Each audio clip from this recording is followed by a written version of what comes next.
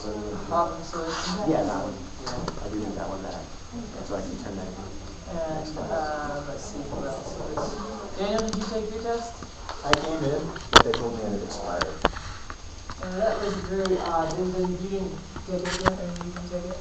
No. So they probably didn't take that. And let's see. Another mark is, hopefully I have it with me.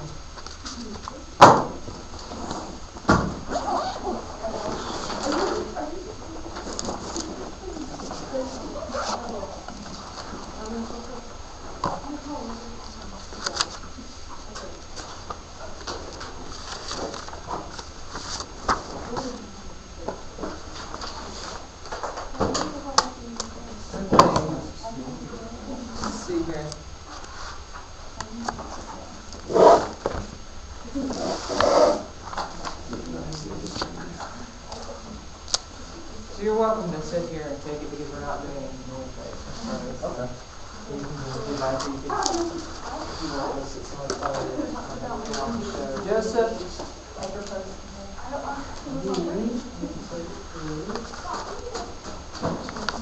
Get mine back?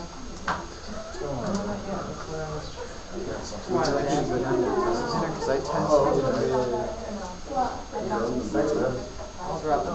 Thank you. I was just. Oh, no, it's all good. I was sick all last week, so I didn't come. You have her test as well? I think you did. I'll have to check. These are the tests I have that people didn't finish, and so these weren't you. Do you want me to go down and test it? No, we'll figure it out. They have to mail them to me. I just got one today this morning. So Oh, okay. Looks like you might be older lady with the glasses. they mail them out. Alright guys, so first things first is I need to collect the problem solution. I forgot my stapler, so I'll just have to put them together and then I'll staple them. Oh shoot, do you mind if I reach? Not at all. Shannon said you guys can use this.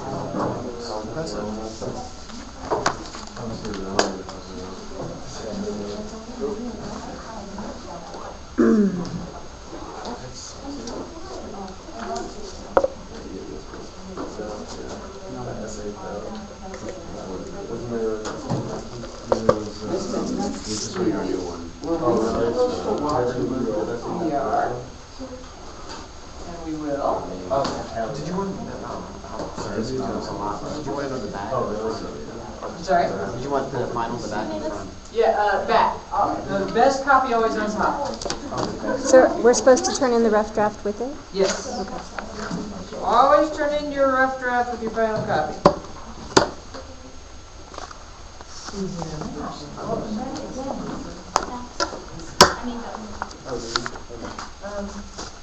Hold on to that and make sure that you have very, very good.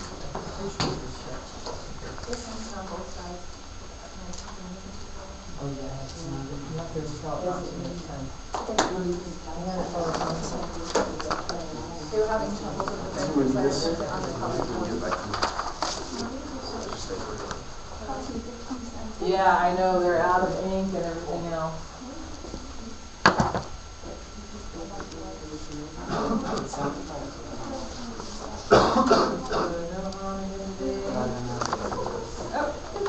You changed from here to there, both of it.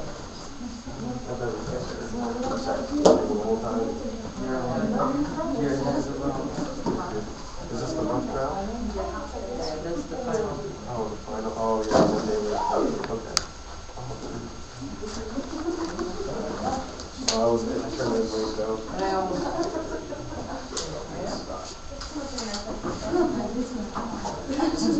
All right, send it forward.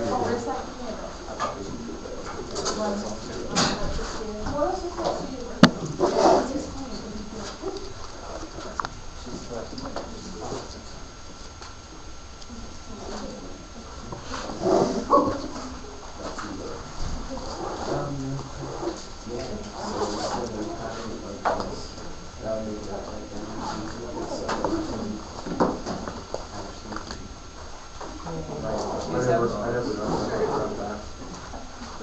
And you were gone. So get it back I think together. there's. All right. Do I have them all? Okay. Do you have mine? Did you try to get it? Well, not today. I mean, I just found it last class. I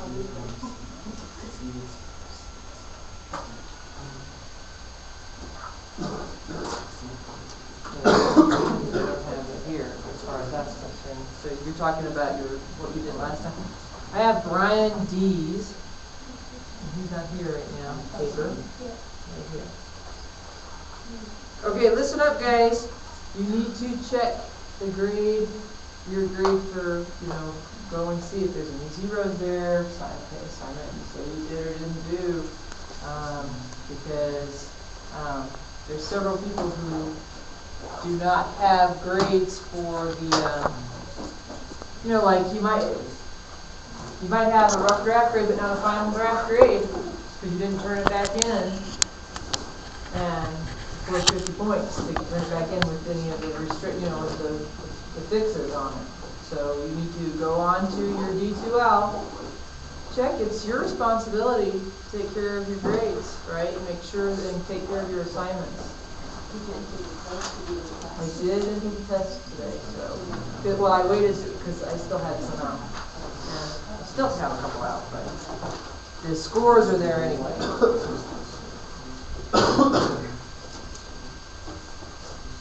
And Han, you'll get yours back before the end of the period. All right, thanks. Okay. I need everybody to take out this book that you have at the Everyday Writer. There's a section called Critical Thinking and Argument. It starts on page 103. Actually 105 because the divider is 104 and 3 and 4.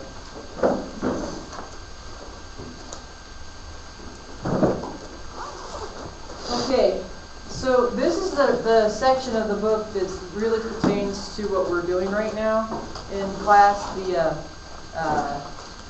Well, they call it critical reading, but it could be critical reading, it could be critical viewing, it could be just critical thinking, period, right? When you're looking at essays, or you're also looking at film or anything like that.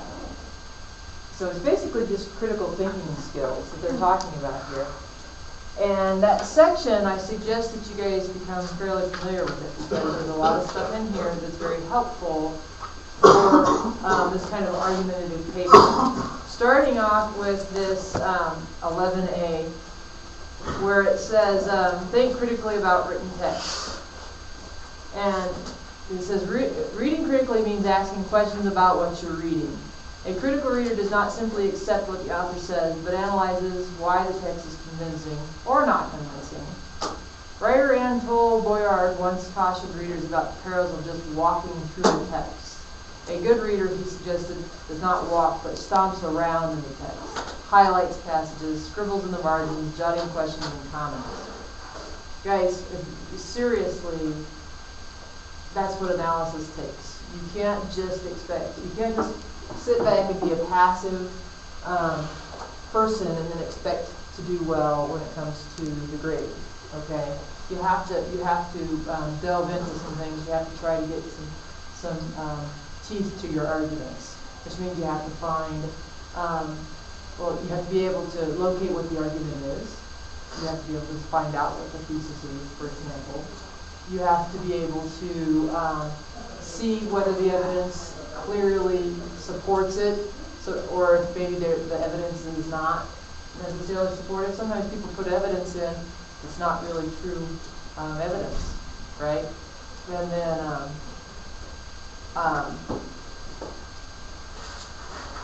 for example, we are going to start talking about fallacies. And what fallacies are is they're flaws in logic, okay?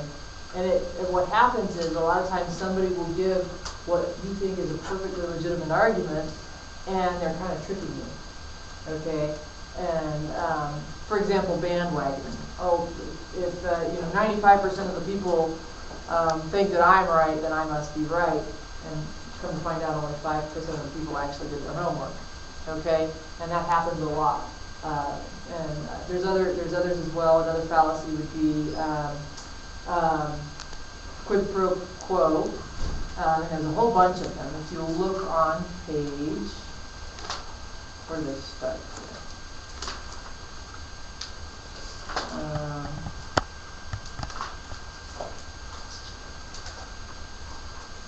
They start on page 119.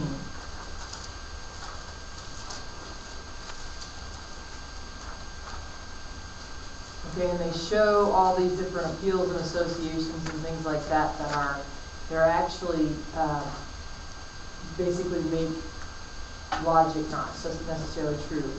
For example, the ad hominem, the one there at the beginning, is where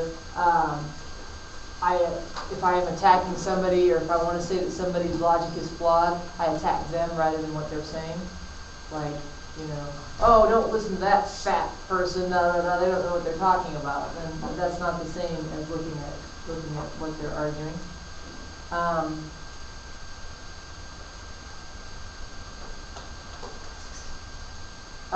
I like the guilt by association. That happens too. She doesn't deserve re-election because her husband has a gambling addiction. She's associated with her husband, kind of thing. So you guys can see there's a whole bunch of different appeals. We're not going to go through every single one of them today. But what I want you to do is I want you to read this section this week or before Thursday, because we will be working with some of these on Thursday. And just seeing how This section being 11 or 12? the whole section, so all the way through page 146 about argumentation. You're not going to actually be writing an argument right now. Right now, you're picking apart basically an argument or a rhetorical essay, and so. But they still it's somebody else's argument, right? So you have to learn how to pick apart somebody else's argument so that you learn how to write an argument better. And so, and again, it'll start talking about those emotional appeals and the use of figurative language. And we use that figurative language usually to bring about that visualization or that picture so that you feel that emotion because you can visualize it like it was your family happening to, or things like that.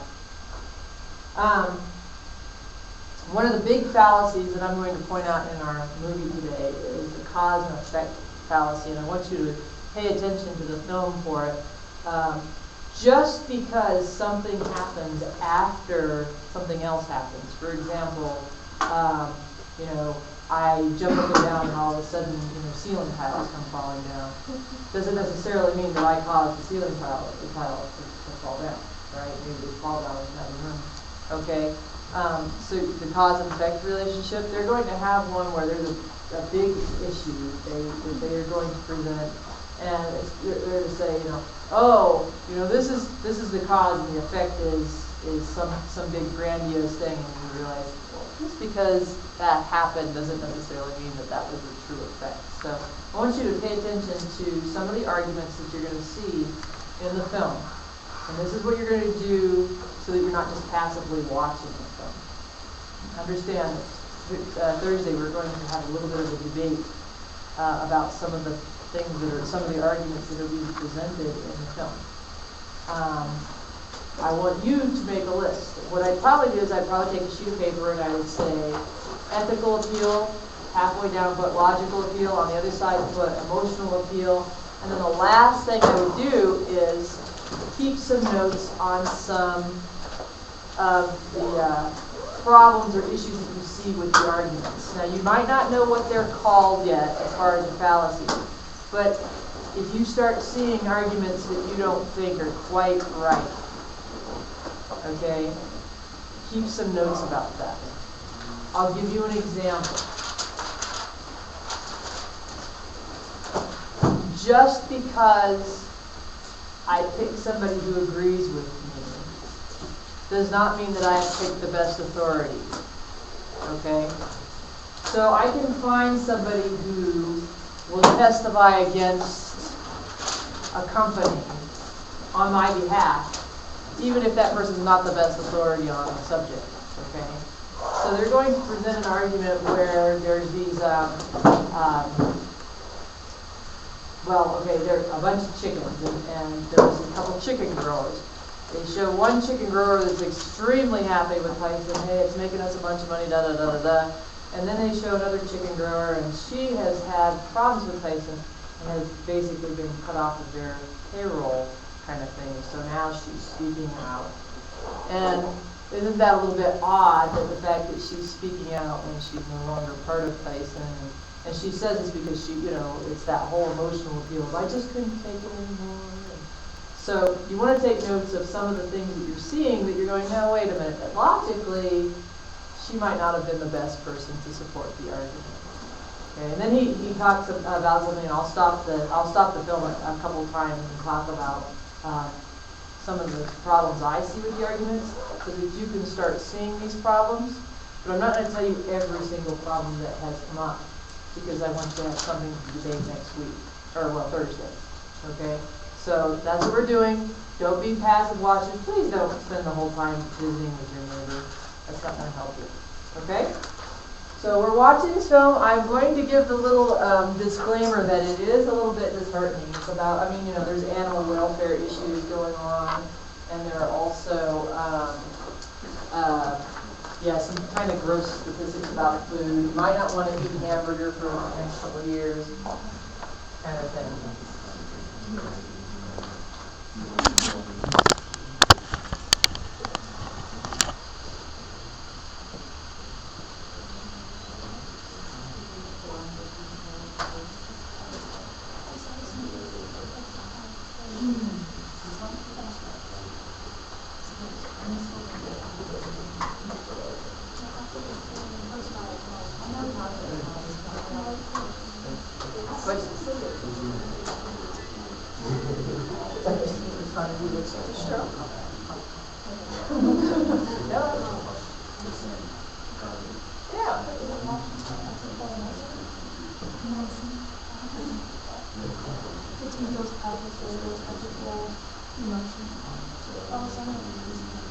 Oh, okay.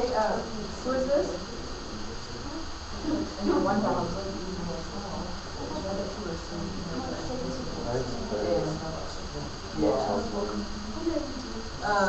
So you wanted to bring it on Thursday?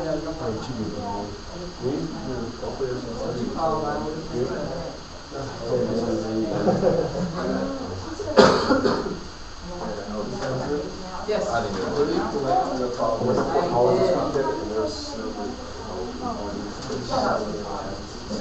I collected the problem solution. Do you have your reference?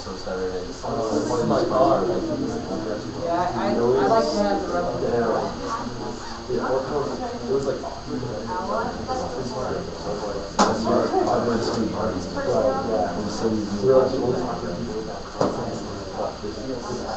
So you were talking about it? there has to be top that. Yes. Sometimes it's fucking hard. Yeah. Yeah, I think you love it.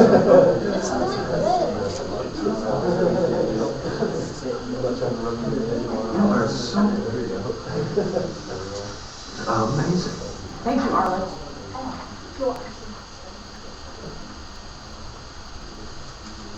I got to work twice in a row. Because I told the other instructor to stop doing certain things. And I brought the instructions. Well, he was turning stuff off when he should have done it.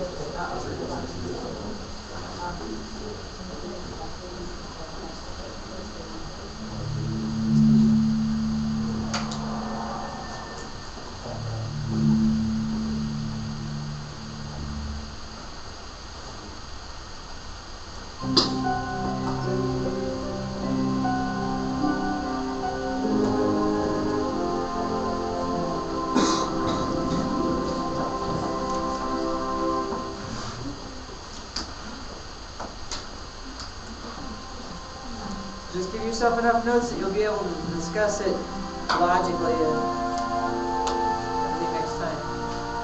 The way we eat has changed more in the last 50 years than in the previous 10,000. but the image that's used to sell the food, it is still the imagery of agrarian America.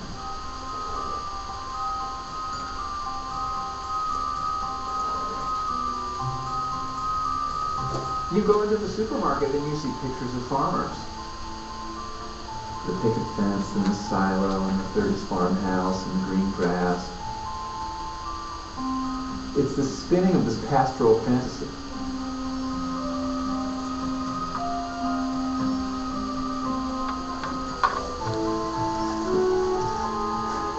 The modern American supermarket has on average 47,000 products.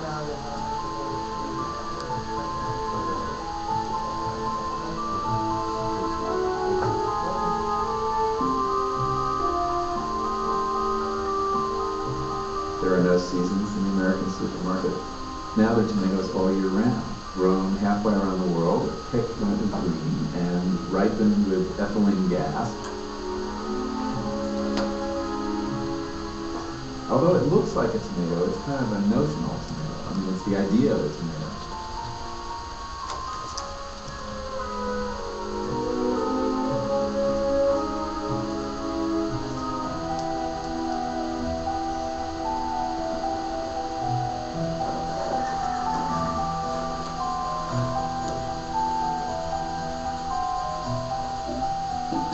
In the meat aisle, there are no bones anymore.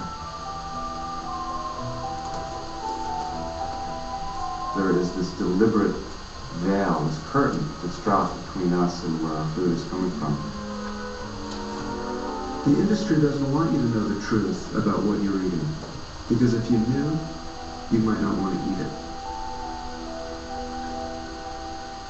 If you follow the food chain back from those shrink-wrapped packages of meat, you find a very different reality. The reality is a factory. It's not a farm, it's a factory. That meat is being processed by huge multinational corporations that have very little to do with ranches and farmers. Now our food is coming from enormous assembly lines where the animals and the workers are being abused. And the food has become much more dangerous in ways that are being deliberately hidden from us. You've got a small group of multinational corporations who control the entire food system. From the seed to the supermarket. They're deemed controlled food. This isn't just about what we're eating. This is about what we're allowed to say, what we're allowed to know. It's not just our health that's at risk. The companies don't want farmers talking. They don't want this story told.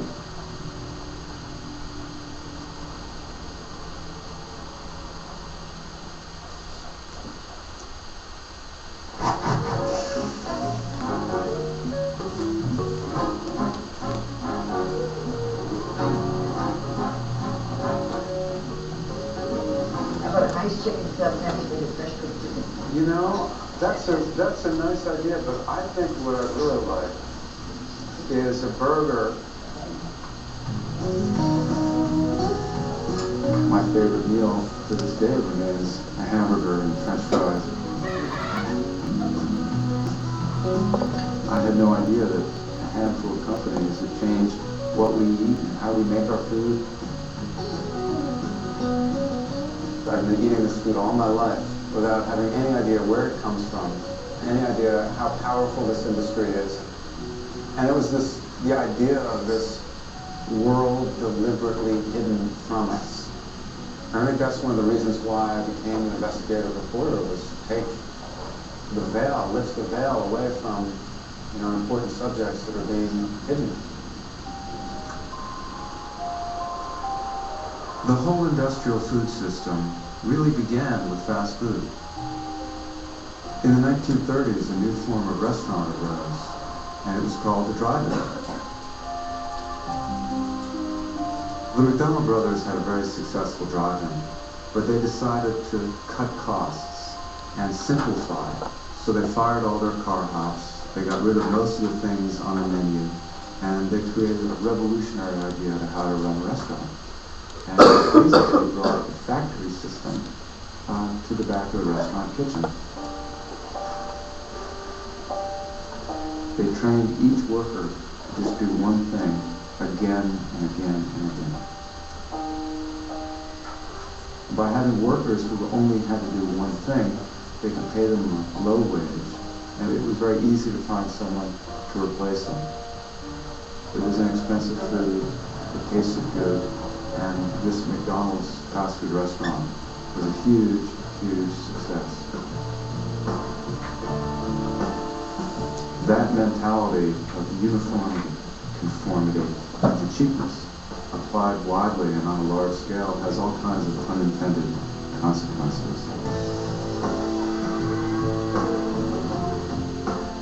When McDonald's is the largest purchaser of ground beef in the United States, and they want their hamburgers to taste everywhere exactly the same, they change how ground beef is produced.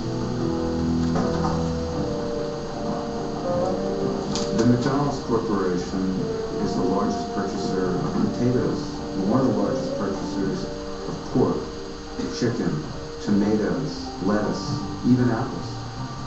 These big fast food chains want big suppliers, and now there are essentially a handful of companies controlling our food system.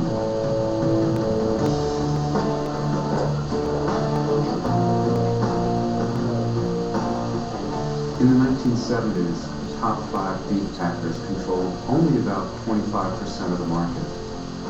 Today, the top 4 control more than 80% of the market. You see the same thing happening now in pork. Even if you don't eat at a fast food restaurant, you're now eating meat that's being produced by this system.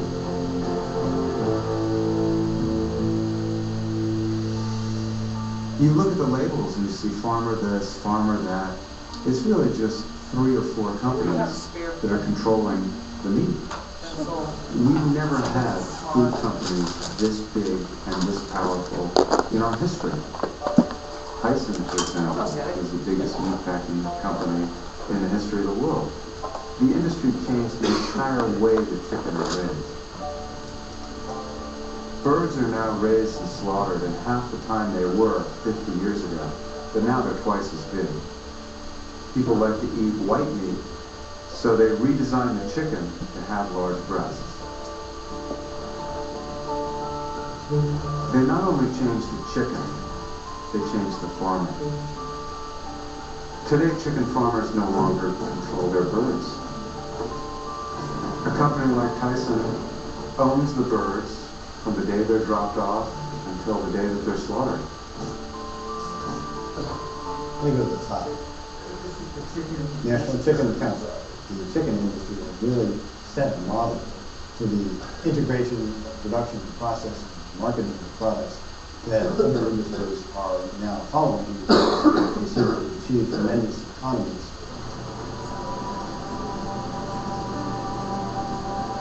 In a way, we're not producing chicken. We're producing food. It's all highly mechanized. So all the birds coming off those farms have to be almost exactly the same size.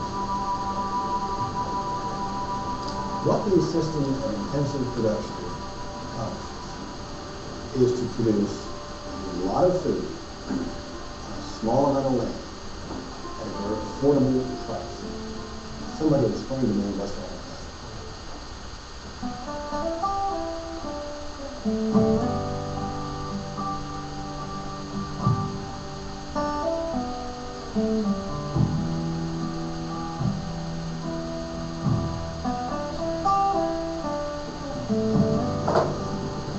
Smells like money to me.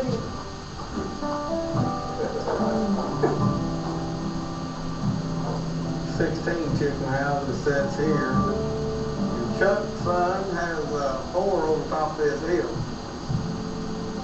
The chicken industry came in here and it's helped this whole community out.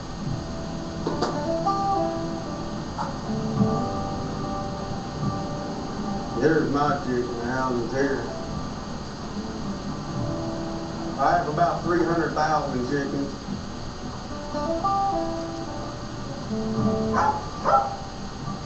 What do you want? We have a contract with Tyson They've been growing chickens for many, many years. And it's all a science. They got it figured out. If you could grow a chicken in 49 days, why would you want one you got to grow in 3 months? More money in your pocket.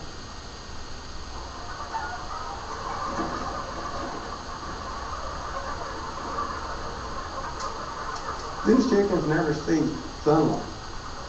They're pretty much in the dark all the time.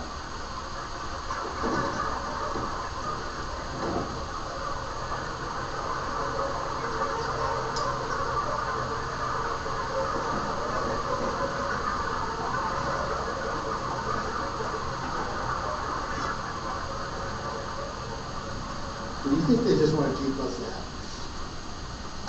I don't know. If I knew, I'd tell you. It would be nice if y'all could see what we really do, but, you know, as far as y'all going in, we can't let you do that.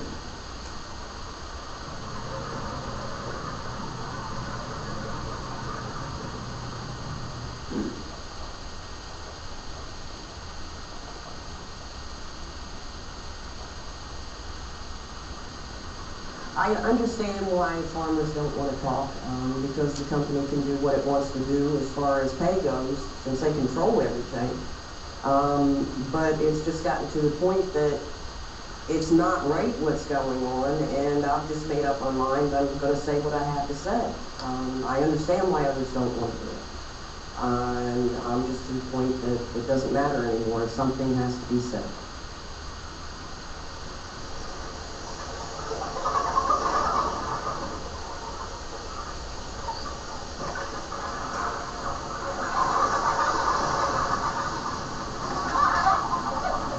It is nasty in here. There's dust flying everywhere. There's feces everywhere. This isn't farming. This is just mass production, like an assembly line in a factory.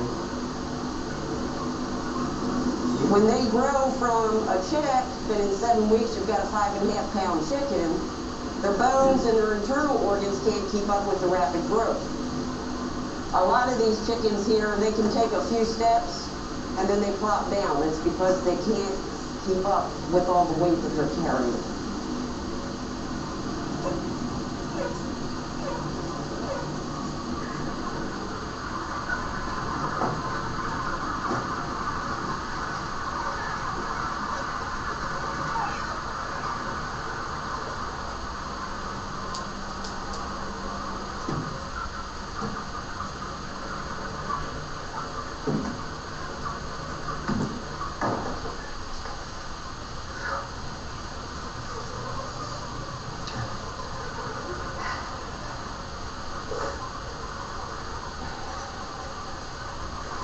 That's normal.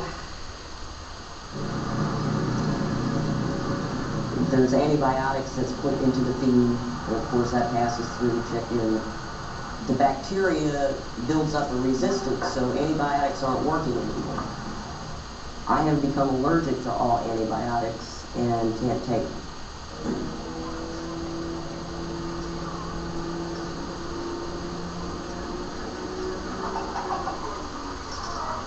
When it's dark inside the houses, the chickens lay down.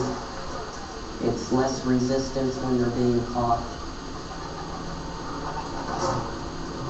Traditionally, it's been African American men.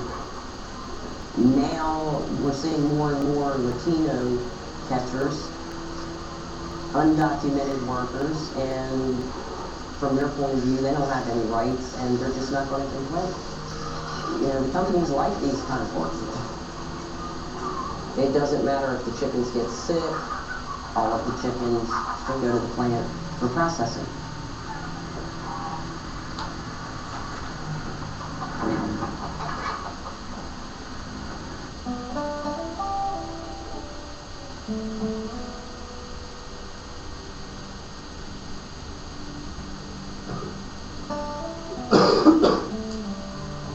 The companies keep the farmers under their thumb because of the debt that the farmers have.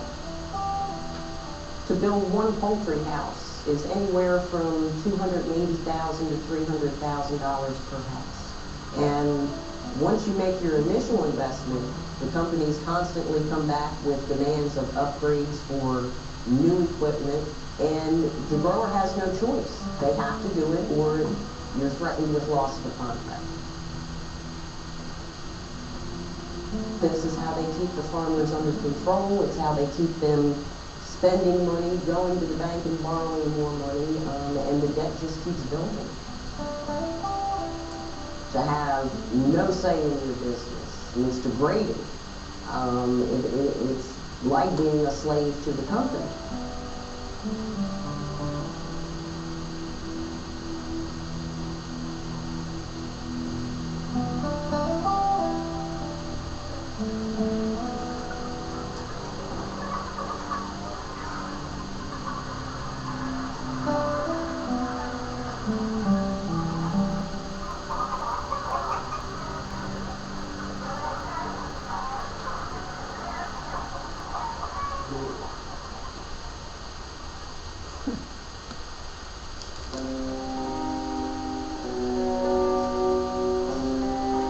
Stop it right there for a second. So,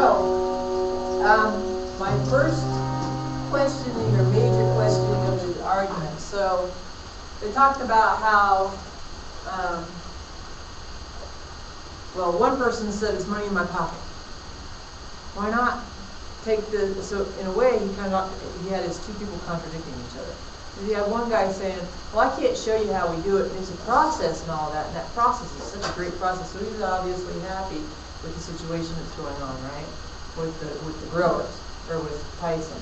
And so then he says, if I could grow chicken in how many ever days instead of 42 days, well, then that's money in my pocket, right? Then he shows the next gal, and he puts up a statistic that says that most borrow $5,000 over their lifetime of their business, and they're paid about $18,000 a year. Now, me being a person that says, I am not accepting that. People would not stay in business if they lose money every year, after year, after year, after year. And he's sitting here saying that these farms' livelihoods, they stopped growing certain things so that they could put chicken farms on, and he's showing all these new chicken farms coming up and becoming better, and then he's showing a gal who's saying that, here I'm under their thumb, and if I don't do exactly what they say, then I'm gonna be, this oppressed person, okay? And that, to me, it's a counter, it's kind of a counter argument to itself. Then I also know a little bit about tax law myself, and I was thinking, so they borrow $500,000 for a business, and they only get paid $18,000. And this is where you can make numbers work for you or against you. I can show in my company, and I want to show in my company, that I don't make all that much money. Because as an owner, I want to make the profits, and I want to make all of the little perks and things for myself, and I want to show my bottom line being, just especially if I'm not if I don't have stocks for other people to buy into. So if I just want to be Joe Schmo, small business owner, I want to make as little profit as possible so I don't have to pay a lot of taxes on it on my personal taxes. Okay?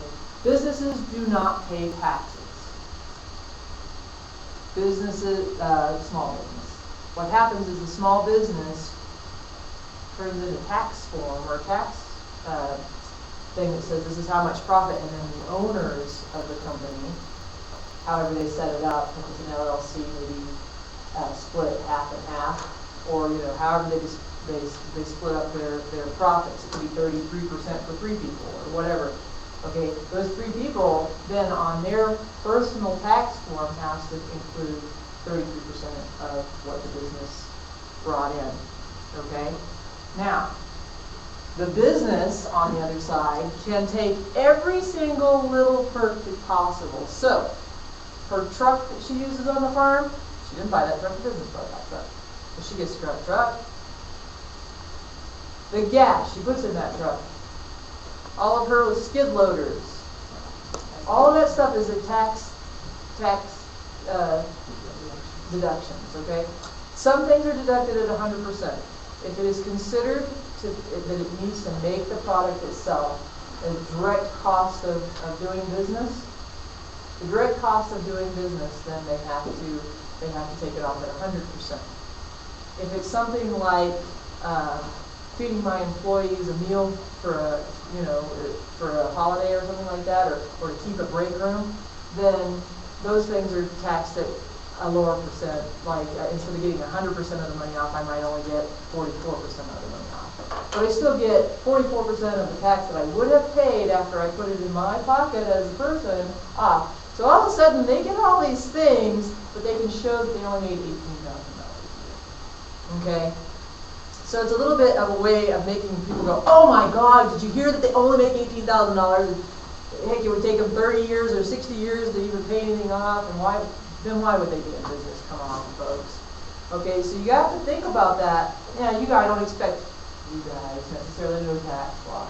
But when you start seeing stuff like that, you have to start going, what is the deal here? Because if everything was wrong, then the government would have to step in. We couldn't allow people to continuously lose their farms and lose everything just so that, Tyson obviously has to have growers. What are they going to do? Start growing in Guatemala? And yeah, they will, but you see what I'm saying. Okay, so I that's one thing. If you guys don't know about tax law, another thing that you could talk about, though, was what is her credibility? When we're talking about ethics.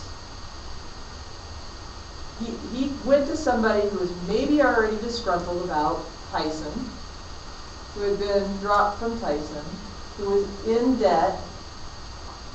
Okay? What's that gal's credibility when it comes to looking at this argument? So I kind of discredit a lot of what she says.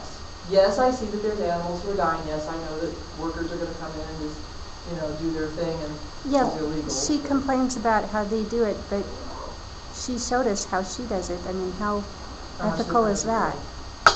Yeah. So it's not like she changed the process to be that's more kind of how I humane. feel. Mm-hmm. Yeah, because she just picked up a few chickens and threw them, and they were in this mass grave, and you feel sorry for the chickens, don't you? I mean, that's the point. No, I'm still having chicken for dinner. Yeah, I know. Well, but the point is, Michael Pollan uses a lot of that visual, pay attention, that visualization, that emotional thing. Listen to what he's saying compared to what he's showing you.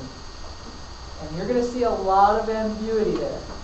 There's a lot of change between what he says and what you're seeing. Because what you're seeing is that, oh, the poor cow, or oh, the poor chickens.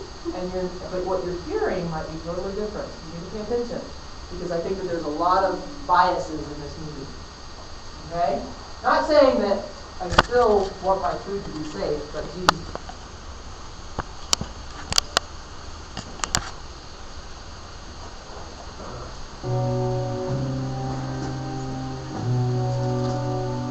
The idea that you would need to write a book telling people where their food came from is just a sign of how far removed we've become. It seems to me that we're entitled to know about it. Who owns it? How are they making it? Can I have a look at yours?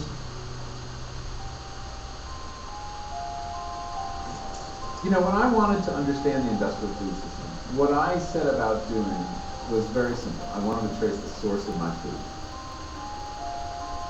When you go through the supermarket, what looks like this cornucopia of variety and choice is not. There is an illusion of diversity. There are only a few companies involved, and there are only a few crops involved. What really surprised me most as I followed that food back to its source, I kept ending up in the same place, and that was a cornfield in Iowa. So much of our industrial food turns out to be clever rearrangements of corn.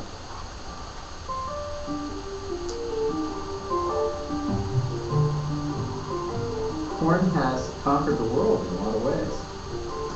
I mean, it is a remarkable plant.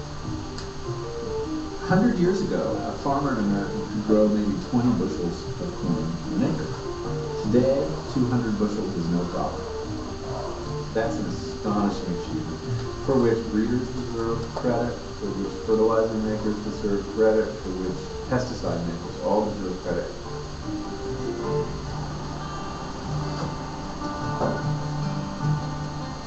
In the United States today, 30% of our land base is being planted to corn.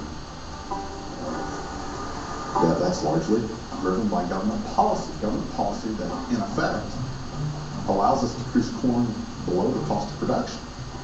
The truth of the matter is we're paid to overproduce, and it is caused by these large multinational interests. The reason our government's promoting corn is the Cargills, the ADMs, Tyson, Smithfield, they have an interest in purchasing corn below the cost of production. They use that interest and that extensive amount of money they have to lobby Congress to give us the kind of farm bills we now have. So Brandon, The Farm Bill, which should really be called a bring food that up with you. codifies the rules of the entire food economy. Farm policy is always focused on these commodity crops because you can store them. We encourage farmers to grow as much corn as they can grow, to get big, to consolidate. So this is the same. as We that one. subsidize farmers That's by why the it's bushel. the same. But you said you still. We produce a lot of corn, and they came up with uses for it. So just a reminder that. We are now engineering our foods. We know where to turn to for certain traits like mouthfeel and flavors, and we bring all of these pieces together, engineer new foods that don't stale in the refrigerator, don't develop brain acidity. Of course, the biggest advance in recent years was high fructose corn syrup. You know, I would venture to guess, if you go and look on the supermarket shelf, I'll bet you 90% of them will contain either a corn or soybean ingredient. And most of the time they contain both.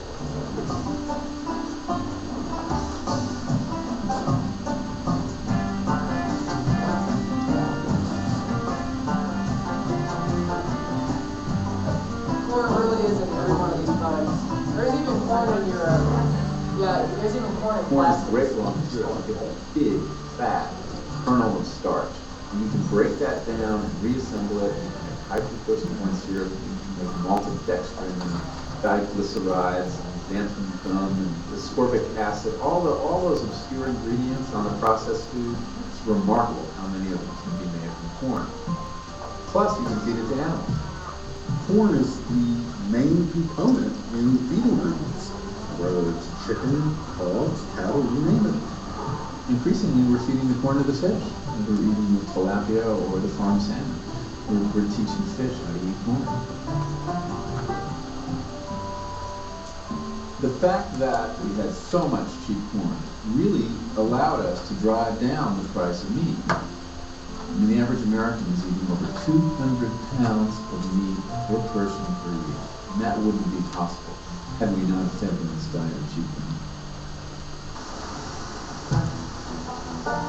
Since you're selling corn below the price of production, the feedlot operator can buy corn at a fraction of what it costs to grow, so that all the animals are sucked off of all the farms in the Midwest.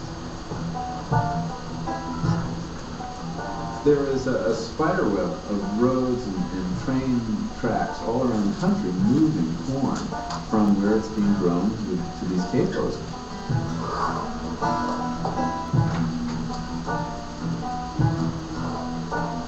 Cows are not designed by evolution to eat corn. They're designed by evolution to eat grass.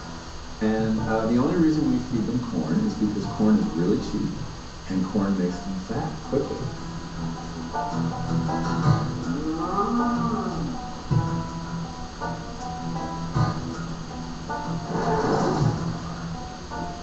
Where are you putting your hat? I'm actually inside the room, that first compartment of the stomach.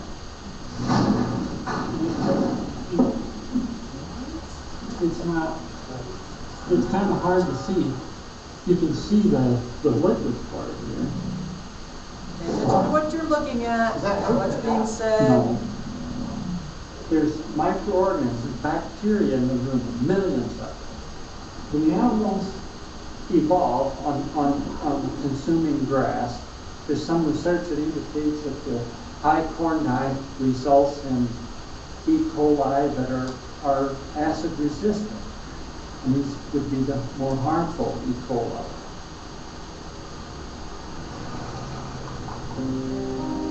So you feed corn to cattle. And E. coli, which is a very common bug, evolves. And a certain mutations occurs. And Okay. What the hell? No, yeah, it's resistant to the bacteria, so, or to the, it's resistant to killing it off, basically. The reason why we need the grass is because the grass is going to kill it off. Okay. Have you guys ever heard, in a court of law, what do they say when they raise their hand? I promise to tell the truth, the whole truth, and nothing but the truth. Now, in looking at what you just saw, how many of you were angry that they cut that little hole through that animal, and you're like, poor animal? Okay. First of all, that was obviously a research animal. Only thing that was said about it was, does this hurt him? And he says, no. However, Michael Pollan never takes the time to explain to the person who's watching, who's viewing, what this is really, that, hey, this is a test animal, and that they're looking at, is it better to feed them grass or corn, and and here you're seeing an animal that you really look at as being first. Okay, it's not a pretty sight to look at somebody grabbing stuff into someone's stomach. It's nasty. Okay, so we get this visual image, and our emotional state changes to where we're automatically angry at anybody who's hurting these poor animals. Okay? But what was not said was part of the argument. He never talks about how doing this research is going to help us, show that they really need to be eating just grass, or anything like that. There's a lot of details missing there to where automatically our senses go to everybody who hurts animals are wrong, da da da. Rather than the argument's not there. He doesn't have to give it because he just glazed over it. Let's give you an example. I'm a mom. There's a lot of moms here. You guys pretend to be dads. Say I have a 4-year-old and I have an 18-year-old. Okay? 4-year-old, they're out. You like go watch your brother to the 18-year-old. 18-year-old's name's gonna be Sam. 4-year-old's name's gonna be Jimmy. So Jimmy's out with Sam, and pretty soon he comes running in and he says, "Mom, Sam bumped me on the head, knocked me down." What's the mom's first response? Are you okay? First, are you okay? And then first thing you do is you say, "Dang it, Sam, get your butt right in here. What did you do to your brother?" Yeah, the expletive, all right? Right. Now, I heard the truth. He hit him. Did you hit your brother? Yes. I didn't hear the whole truth. Why did you hit your brother? Well, if you see that I have now a G.I. Joe protruding out of my leg and profuse blood spurting all up, by the way, we need to go to the emergency room. I think you deserve to get hit. What do you think? Oh. Right? Mm-hmm. So if I heard the truth, what I think is the truth, I'm angry at Sam. When I hear the whole truth, I'm thinking, okay, Jimmy knows better than to take his G.I. Joe and plunge it into somebody's leg, whether he's 4 or not. Understand? It's the same situation up here. You're looking at something and you're seeing the truth, but you're not seeing the whole truth because stuff was left unsaid. Okay? And so there's a big difference. Here's another one. There's a lot to go into details. Another scenario for you guys. So, pretty suave guy calls this girl every day, makes sure to let her know how much he cares about her. Sends her flowers at least once a week. Okay? Just always complimenting her. Sends her a letter now and then. And all she does is just cold shoulder him. What do you think about her? She thinks it's too close. Exactly that. This is okay, so he's a bitch, right? Yeah, what did you say? You're too good for me kind of guy? Yeah. She's not into him. Yeah, you know, I'm just not that into you. No. Okay, so lack of details here, guys. I glossed over the fact that He's a creepy stalker. no, I glossed over the fact that no, I glossed over the fact that he calls collect from the federal prison. Okay, so if I leave out facts, then we have those biases. We allow our biases to change what's true and what's not true. Our bias was exactly what you say. It must be this weird girl who's just, she's too good for him. Why? That actually happened to me with the little girl that got murdered. Mm-hmm. Because before they found out who had done it, I was like, take the guy out and shoot him. I'm serious. I'm just really, why would you do that to a little girl? And then I found out that the guy that did it is 17 years old. Mm-hmm. And I was like, oh. 17 already has mental problems. He's probably going to get off with some mental issue. But yeah, our biases, definitely. We start viewing arguments, whether it's this argument or what you're reading, based off of our biases. It could be something that happened to us in the past. We were disrespected by some gal who gave us the cold shoulder. So all of a sudden we hear about some other guy going through the same thing, and we automatically blame the girl. Or we automatically look at the 4-year-old and tell the 18-year-old, what the heck are you doing, right? So we allow our biases to be skewed, and we don't necessarily look at the truth. And so you do have to look for the ambiguity. That means change, right? Ambiguous means change between what goes on and what's being said and what's being viewed, because he's using these pictures to make you go, oh, those jerks!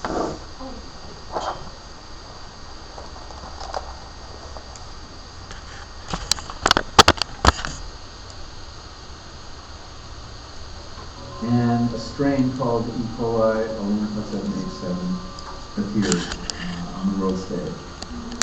And it's a product of the diet we're feeding cattle on feedlots, and it's the product of feedlot life.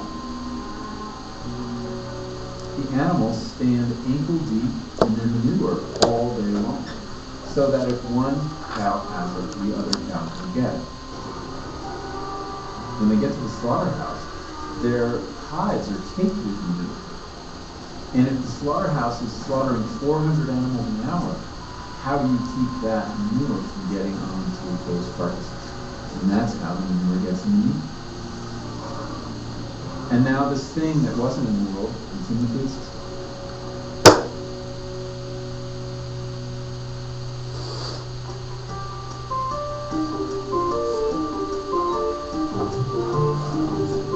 A fast food nightmare may be getting worse. A 2-year-old child died today in Seattle, and the killer tainted meat from Jack in the Box hamburgers. A nationwide recall today for more than 140 tons of ground beef. 500,000 pounds of ground beef.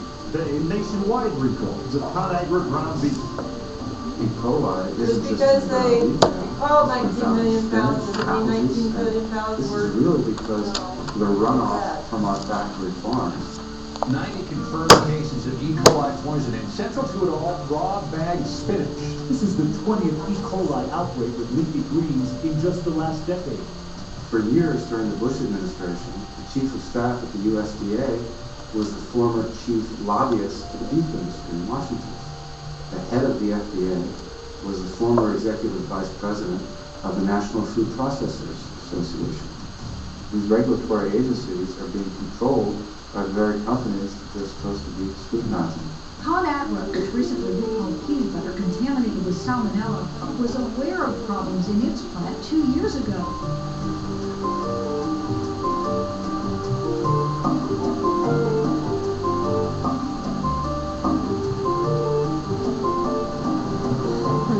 There's always been food poisoning.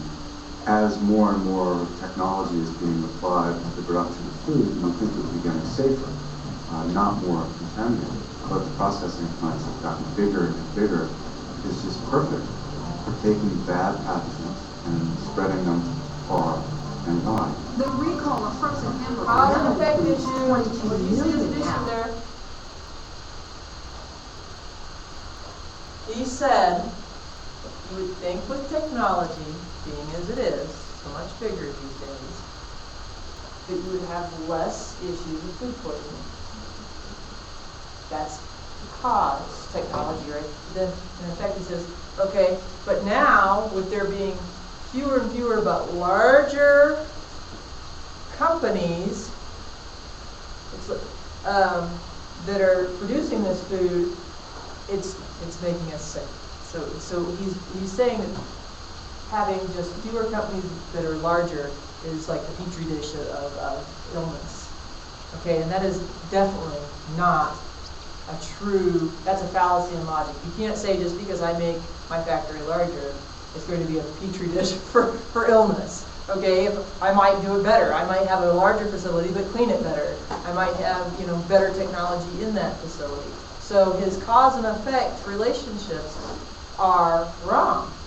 Okay? But you hear that and you go, yeah, right? Because there are fewer companies that are in charge of our food, and we're still getting sick. So we make that jump and say, well, it must be their fault. This topic's too long. His topic is way too long.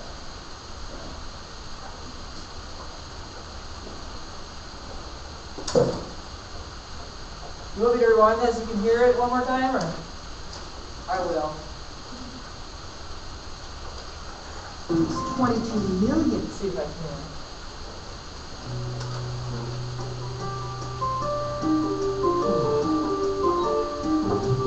A fast food nightmare may be getting worse. A 2-year-old child died today in Seattle, and the killer tainted meat from Jack in the Box hamburgers. A nationwide recall today for more than 140 tons of ground beef. 500,000 pounds of ground beef. That's sensationalism, right? Conagra ground beef. E. coli isn't just in ground beef now. It's been found in spinach, apple juice, and this is really because the runoff from our factory farms. 90 confirmed cases of E. coli poisoning. Central to it all, raw bagged spinach. This is the 20th E. coli outbreak of leafy greens in just the last decade. For years during the Bush administration, the chief of staff at the USDA was the former chief lobbyist for the beef industry in Washington. The head And of I the am FDA upset that a lot of was the the former executive vice president of the National Food Processors Association. And regulatory agencies are being controlled by the very companies they're supposed to be scrutinizing. Conagra, which recently recalled peanut butter contaminated with salmonella, was aware of problems in its plant 2 years ago.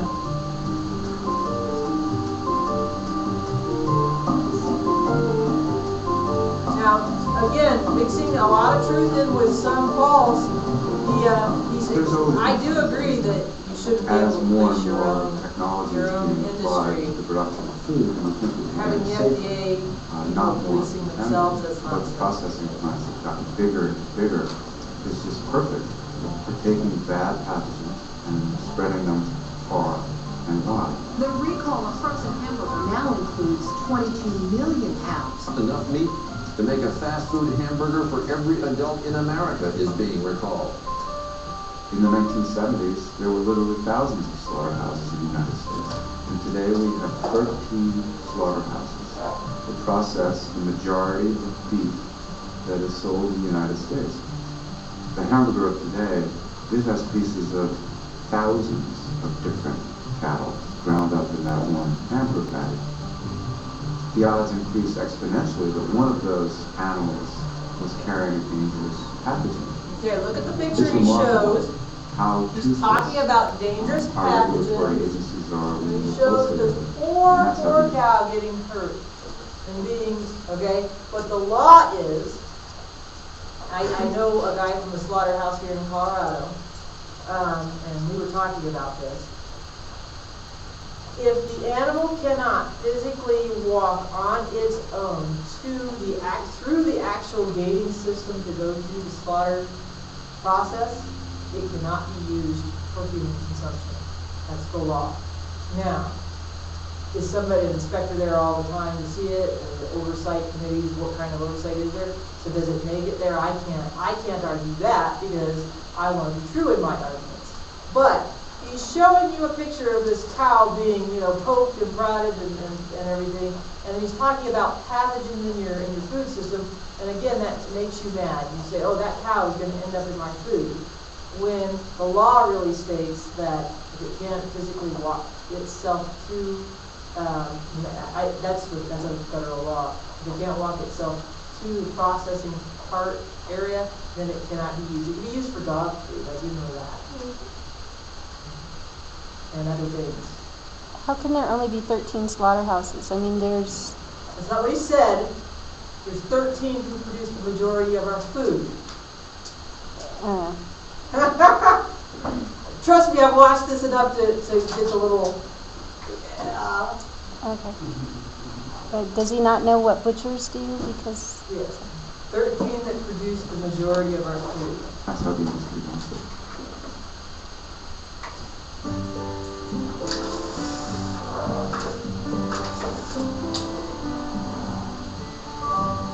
This is the USDA building up here. Did Josh say how much time he thought we had? 5 minutes. Well, maybe as much as 17. Gotta be on time for that meeting, so work on it. So if I start going like that, or if I start shuffling papers, it's time. Thank you. Thank you. I'm a registered Republican. I've always been fairly conservative. I love how they put that in. I'm a registered Republican. I'm always conservative. Working so closely with my mom. Like if she was, like she can't do the right thing because she's a Republican. My mom and I have my relationship has taken on a whole new dimension. 24, 21.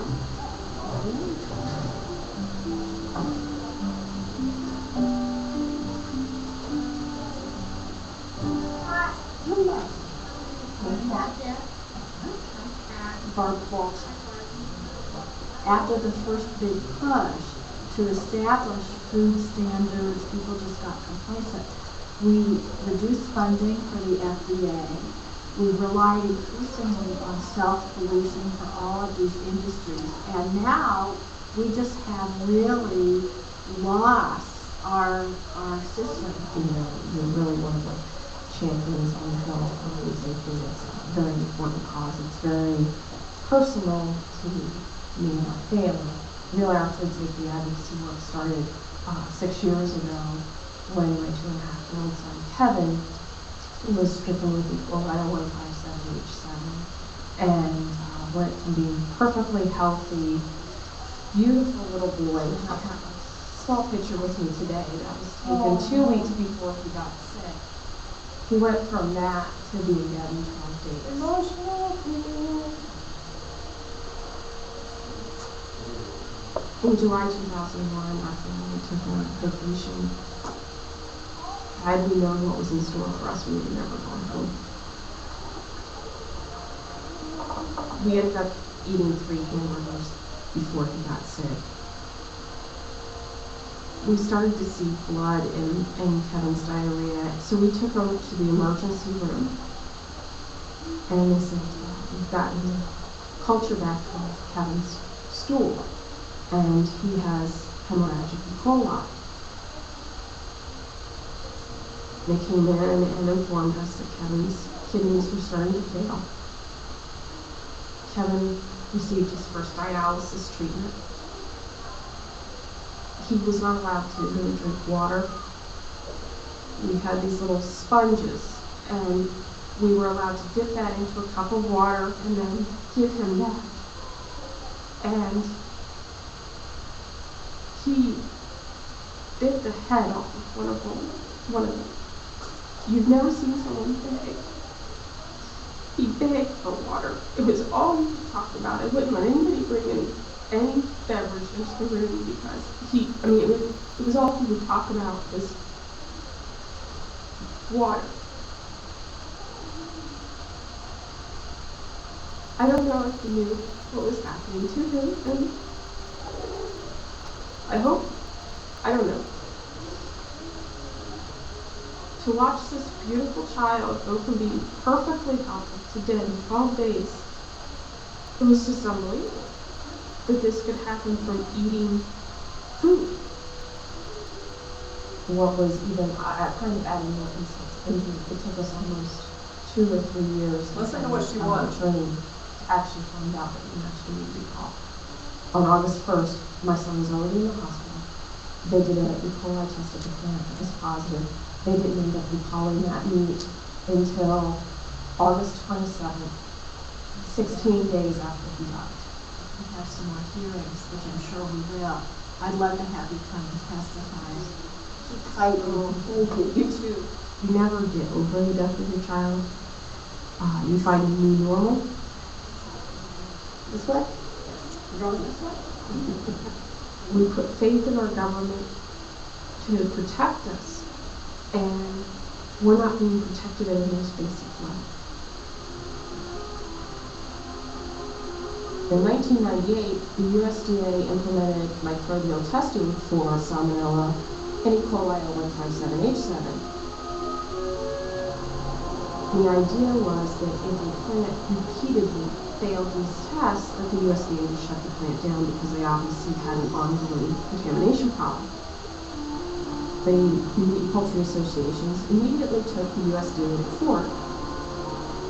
The courts basically said the USDA didn't have the authority to shut down the plants.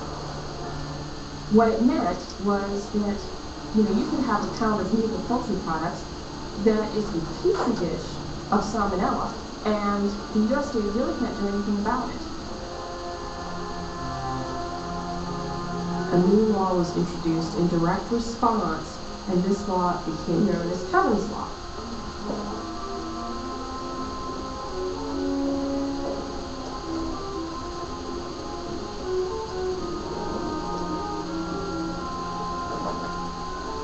It seems like such a clear-cut, common sense type thing.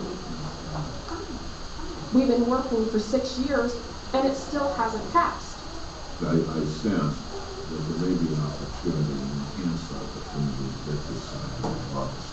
I think from the standpoint of the consumer, a lot of people would support the paying a little more if they could be guaranteed, a higher standard of safety.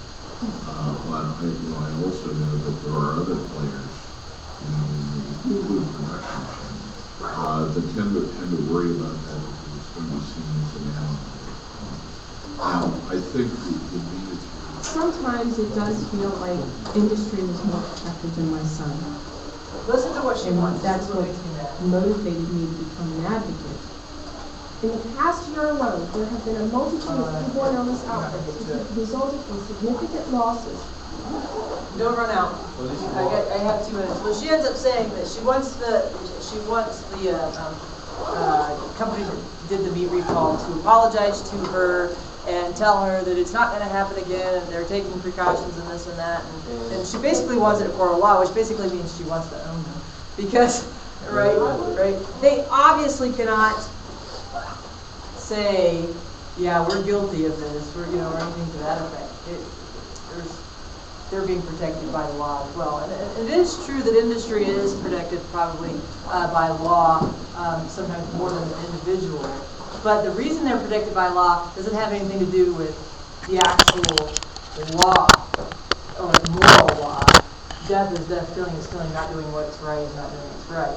So the ethical appeal to this is that this industry is not doing what's right. They're policing themselves. And the thing is who has more money?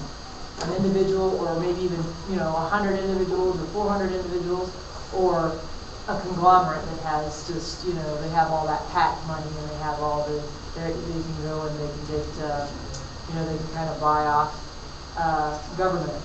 And so what happens is you get into a lawsuit with a company like she probably did, and even if they're wrong, they have more money than you have, so that they can make your life totally and completely miserable by throwing more money at it.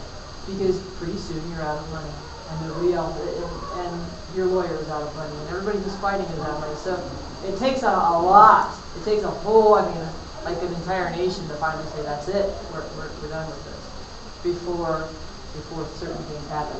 Another thing is the way that if I were arguing what should be done if this is a problem solution paper, one of the biggest problems is the way that we allow laws to be written, that we allow laws to be written kind of together. So like, I can write a law, it's a really good law, it should be passed, but then I get that pork bellying stuff going on. So, you know, maybe my law is that, you know, the FDA needs to be regulated, but then I say, oh yeah, that guy who sells tops over there, you know, I'm going to give him a subsidized top sales because he's giving my campaign money, and pretty soon there's all this pork bellying, all this, you scratch my back, I'll scratch yours, and the bill comes from being, let's get, you know, the FDA regulated to, let's do all of this other stuff, and then somebody goes, wait a minute, this is going to cost us millions and millions of dollars, and so they kill the bill, when the original thing really could have benefited somebody. And so I really believe in the line item veto for myself as far as politics is concerned. And I truly, truly believe if I were to totally go to a total solution, that you could only vote on one thing at a time.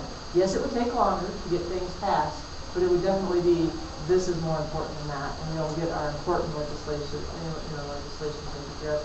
If I were solving the problem, that would be my two main solutions. So, anyway, try not to forget about this. Your only homework is to go over that section and be willing and ready to kind of fight and duke it out next time. If you haven't finished your essays or whatever, do your makeup work, guys.